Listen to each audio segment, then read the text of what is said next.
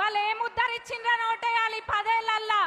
BRS వాళ్ళు ఎట్లయితే ఈ 10 ఏళ్ళు మనని బీల్చుకదిన్నారో బీజేపీ వాళ్ళు చేసింది కూడా అంతకు మించి వాళ్ళు ఏం చేయలేదు. వాళ్ళు ఏమి చేయలేదు. ఎందుకు వేయాలి మనం? వాళ్ళు 2 కోట్ల ఉద్యోగాలు ఇస్తా అని ఇయ్యనందుకు ఓటేయాలా వాళ్ళకి? లేకపోతే మత కలహాలు సృష్టించి మన అందరి మధ్య చిచ్చు పెడుతున్నందుకు ఓటేయాలా? దేనికి వేయాలి బీజేపీ వాళ్ళకి మనం ఓటు? ఏమైనా చేసిండ్రా వాళ్ళు? ఏం చేయలే. శ్రీరాముడు కేవలం వాళ్ళ సొత్తు అన్నట్టుగా వాళ్ళు చెప్పుకొస్తుండ్రు, కానీ అట్లేం లేదు. మొన్న జరిగిన శ్రీరామనవమి రోజు మనం అందరం జరుపుకోలేదా శ్రీరామనవమి? వాళ్ళొక్కలే జరుపుకున్నారా? రాముడు మన అందరి సొత్తు, వాళ్ళ సొత్తు కాదు. మరి అట్లనే వాళ్ళ చేతిలో కొన్ని ఉన్నాయి, కొన్ని శక్తులు ఉన్నాయి. ఈడీ అంటారు, సిబిఐ అంటారు, ఇవన్నీ ఉన్నాయి. ఇవన్నీ పెట్టుకొని కేవలం అందరినీ భయపెట్టించి వాళ్ళ లొంగ తీసుకోవడం తప్ప వాళ్ళు ఏం చేయట్లేరు. మీరందరు గమనియండి.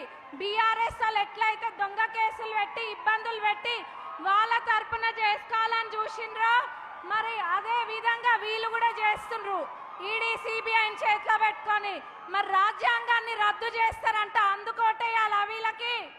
మరి మన భవిష్యత్తు నాశనం చేస్తా అంటున్నందుకు ఓటేయాలా?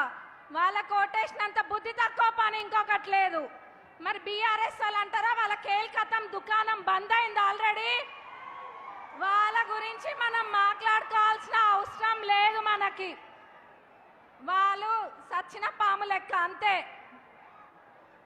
ఏం చేయలేదు. మళ్ళా వస్తారు, వచ్చి ఓట్లు అడుగుతారు.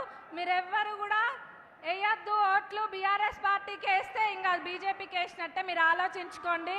మరి కాంగ్రెస్ కొందుకు ఓటేయాలంటారా? కాంగ్రెస్ ప్రభుత్వం ఏర్పడ్డప్పుడు 7 లక్షల కోట్ల అప్పు ఉంది రాష్ట్రం మీద. అయినా కానీ ఎక్కడ కూడా ఏవైతే గ్యారంటీలు ఉన్నాయో అవి ఏవి అమలు పరవడానికి వెనక్కి తగ్గకుండా కాంగ్రెస్ ప్రభుత్వం మాట ఇచ్చినామంటే మడమ తిప్పామన్న విధంగా ముందుకెళ్ళింది. ముఖ్యమంత్రి గారు ప్రమాణ స్వీకారం చేసిన తర్వాత ఎంబటే మహిళలకి ఉచిత బస్సు ప్రయాణం అని చెప్పి అది మొదట పథకం అమలు పరిచింది. అట్లనే వేరేవన్నీ కూడా అమలు పరవడం జరిగింది.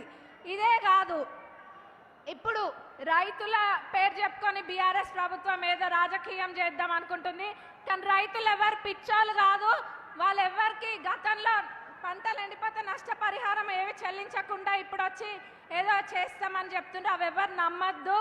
దయచేసి వాళ్ళకు ఓటేయద్దు. 4 నెలల మా పాలనని వాళ్ళు తప్పు పడుతుండ్రు. 10 ఏళ్ళు వాళ్ళు ఏం చేసిండ్రు? వాళ్ళు ఏం చేయలే. కానీ మా ప్రభుత్వం అన్ని ఇప్పటికే చాలా పథకాలు అమలు పరిచింది. మరి ఆగస్టు 15వ తారీఖు వరకు రేవంత్ అన్న చెప్పిండ్రు రుణమాఫీ కూడా చేస్తారు. ఇవన్నీ దృష్టిలో పెట్టుకొని మీరు బలరాం అన్నకి ఓటేయాలని నేను మనస్ఫూర్తిగా కోరుకుంటూ సెలవు.